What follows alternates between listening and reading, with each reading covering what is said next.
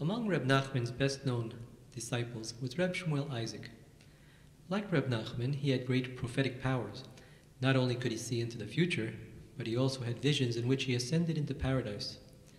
Several of these visions were recorded in a small notebook that was lost after his death. Only one of Reb Shmuel's visions was preserved. I find myself walking at night through a snow-covered forest. I see a light glowing far off, as distant as a star, and with nothing else to guide me, I follow it. I make my way through the dark forest, ignoring the icy wind and the howling of wolves.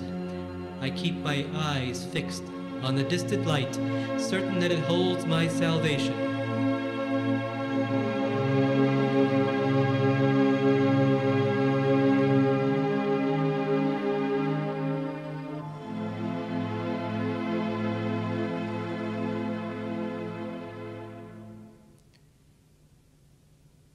At last, deep in the forest, I come to a clearing in the shape of a circle.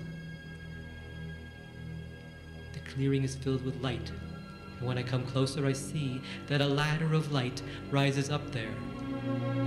I look at it in amazement. Surely it can be none other than the ladder seen by Jacob in his dream. But while Jacob saw angels ascending and descending the ladder, I see none.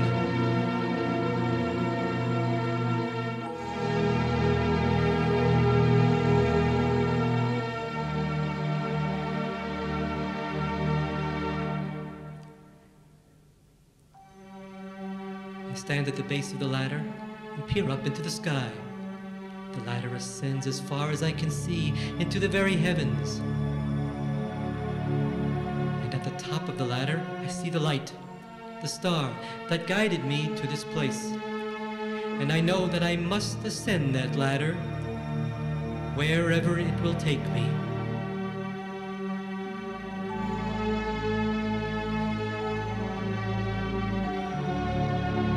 I step on the first rung, and I find it somehow holds me, even though it is made only of light.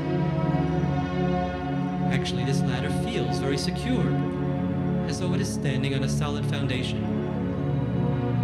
I lose my fear. I climb from rung to rung. I am determined to reach that light, which I see far above me. Finally, I reach the top, and I see a magnificent palace.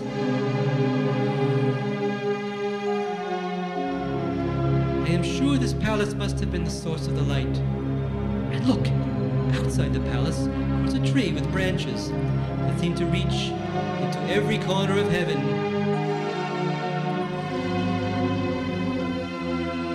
In the branches I see a golden nest with a golden dove in it. The song of that dove fills the air. It is so beautiful, I feel like weeping. Suddenly I realize I have ascended to the very palace of Moshiach himself.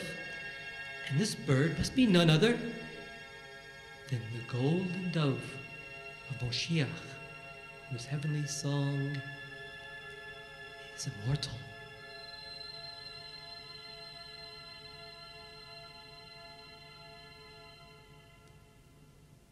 I come to a door of the palace and see it consists of black flames burning on white flames. I draw my breath and walk through the door, knowing full well that it might be impossible to turn back. Inside I find a chamber of awesome beauty. While I am marveling at its uniqueness, suddenly I see that a gateway has opened, leading to another chamber, and from there to yet another, and so from room to room, and from story to story. I find that every entrance leads to the next, that everything is connected to everything else with the profoundest wisdom and beauty. I move from room to room in that fiery palace until I come to a door with a flame that burns much brighter than any other. And somehow I know that here I have come to the end of my quest. I am certain that behind this door I will find Moshiach, who has guided me to this place. Gathering all my courage, I stepped through the fiery door into the inner chamber. Now I am blinded by a brilliant light that fills every corner of the room. I shield my eyes. Gradually, I make out an old man with a white beard, seated on a throne before me. He is holding a sword. His face is the source of all this light. This old man is Moshiach. He has waited all these years for his time to come. He looks at me and speaks. Do you see this sword, he asks. I nod that I do, for I am speechless. With this sword, I shall conquer the world, he says. I am bewildered. I have no idea what he means. He says, go to your Rebbe. He will explain everything to you. At this moment, my vision ended, and I found myself standing before the house of study in Breslav. In great confusion I entered, since I knew that my only hope was to ask Reb Nachman to explain this vision to me. As I stepped inside, I saw that Reb Nachman was teaching a lesson.